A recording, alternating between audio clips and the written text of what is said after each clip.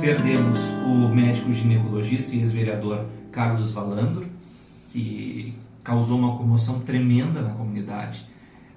Nós tivemos um gerente bancário extremamente bêbado, que colocou em risco a vida de uma menina que havia conhecido num pub e bateu o carro perto do Damia Centerlar, e alteradíssimo aqui dava chutes e socos e gritos na cela da Polícia Civil, pagou fiança, 4 mil, e foi liberado. Da região ele? Ele é da região, ele não é daqui, é de uma agência bancária de uma cidade da região. Outro caso absurdo, sargento da reserva do Exército, que foi preso por abigeato em Alegrete. Não se justifica quanto que ganha um militar na região de Manoel Viana, que é de cobertura dos nossos veículos. Justamente, o crime aconteceu em Manoel Viana, um conjunto entre a Brigada Militar de Manoel Viana e a Brigada Militar de Alegrete resultou na prisão. E aí a surpresa, militar aposentado, não precisava se envolver com isso. A gente pergunta, tá passando fome? Tá ruim? Para que é? Porque recebe um bom dinheiro, está tranquilo, já foi, tem o nosso exército, nós temos uma gratidão com o exército, que sempre forjaram o caráter, e onde está o exército, as pessoas mudam também em relação a isso, em função da seriedade, né? Por isso que surpreende bastante. Exatamente. Aí nós tivemos aquela quantidade de droga apreendida em Jaguari, e foi notícia, até o pessoal ficou um pouco chateado que a gente comentou que a droga seria vendida num show, mas é a informação que chegou para a polícia. E depois disso, no dia 12, veio a notícia de que homens fortemente armados estavam se deslocando de Júlio de Castilhos para Jaguari para cometer algum crime. Também foram presos pela PRF. Tivemos menores apreendidos com armas em São Francisco de Assis. Tudo isso em menos de uma semana, João. Tivemos, neste final de semana, a perda trágica do Sérgio Luiz Sudati, de 60 anos, já sepultado em Nova Esperança do Sul. Ele que é irmão da Dona Sônia e cunhado do seu Nildo, ex-patrões do Coxilha de Ronda e proprietários do Mercado Central, causou comoção em Santiago e Nova Esperança.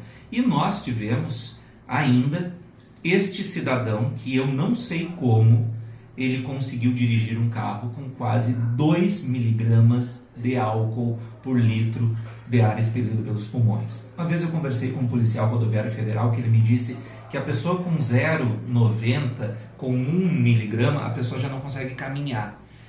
Com o máximo que eu lembro de ter noticiado de embriaguez, 1,20. Não consegue nem falar. Eu não sei como que esse homem conseguiu dirigir. E por sorte não pegou ninguém, porque entrou no pátio, bateu na casa.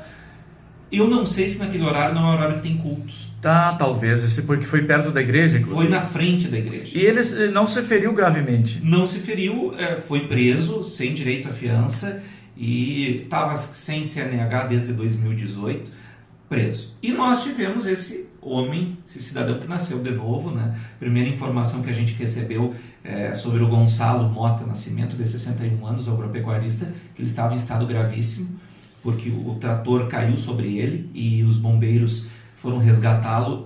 O trator estava sobre o abdômen e o quadril, e nós demos a informação que era grave. Depois a esposa dele, a Marilane, entrou em contato conosco lá do hospital, dizendo que ele nasceu de novo. Mas talvez esse trator na hora tenha ficado também pegando em alguma outra coisa que ele conseguiu ficar por um milagre, não totalmente sobre ele, Rafael. Exatamente. Porque veja aqui fora em uma fazenda, um rapaz há pouco tempo foi esmagado por um implemento. Exatamente. Qualquer peso sobre o ser humano é muito frágil. E então é possível que tenha ficado numa região que o trator acabou se calçando em um terreno, alguma coisa assim, e não foi totalmente, né? É possível, porque foi necessário uma retroescavadeira para retirá-lo.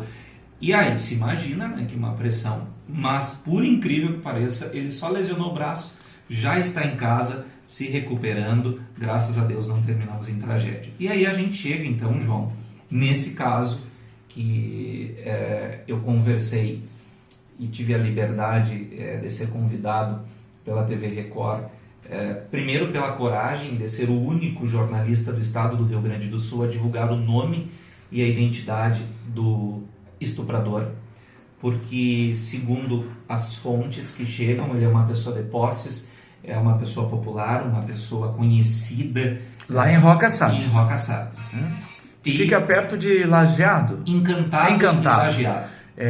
Sim, aquela região de Erechim. Vale do Taquari. Isso, vale que é Encantado, onde tem aquele Cristo que chamou atenção para todo Porto o Brasil. RSC 287, Passo Fundo, 386, não, para cá, para esse lado. Ah, certo. Esse lado, passando Venâncio Aires, por ali. Sim. E aí eu fiquei sabendo que o delegado Alex Asman estava no caso, meu amigo, entrei em contato. Descobrimos que o delegado estava coordenando e foi quem pediu a prisão. Ficamos sabendo da existência de um vídeo. Ficamos sabendo que o advogado Dr. Isaac Dutra de Santiago está representando a família e conseguimos contato com o pai da menina. E vimos o vídeo que hoje foi para a Record com tarjas e a situação é a seguinte. Há 14 anos o pai e a menina moram em Roca Salles. O casal é separado, a mãe mora em Santiago, a família é de Santiago. E por 8 anos ele trabalhou com este senhor de 72 anos, que eu vou informar aqui, como eu coloquei a foto. O nome dele é o Paulo Piscinini. Foi patrão dele. Do pai da vítima. Do pai da vítima. Que coisa absurda. A vítima frequentava o local de trabalho. Sim. Né? E ele era considerado uma pessoa da família. Certamente. Como ela ficava sozinha em casa, o homem saía do seu trabalho e ia na casa da menina e por 4 anos ele a estuprou. Além do estupro, ele fazia ameaças, ameaça psicológica, ameaça de que ela não poderia contar para ninguém, que estragaria a família dele. Então isso começou quando ela era bem criança, em torno dos 10 anos. Com 10 anos. Então veja se cabe no possível. É absurdo. É absurdo que essa menina aguentou. E a princípio ela não contou para ninguém. Ela chegou no limite da pressão psicológica feita por esse acusado, e isso está muito bem documentado no inquérito que está em andamento. Quando trata-se de casos com menores, 15 dias para o inquérito ser concluído, e aí que foi feito o pedido da prisão, e a vara criminal de Encantado decretou a prisão. Ele foi preso sexta pela manhã. A menina, desesperada, sem saber o que fazer, pegou uma corda, foi numa ponte seca com trilhos e se jogou. A corda arrebentou e ela caiu de 20 metros.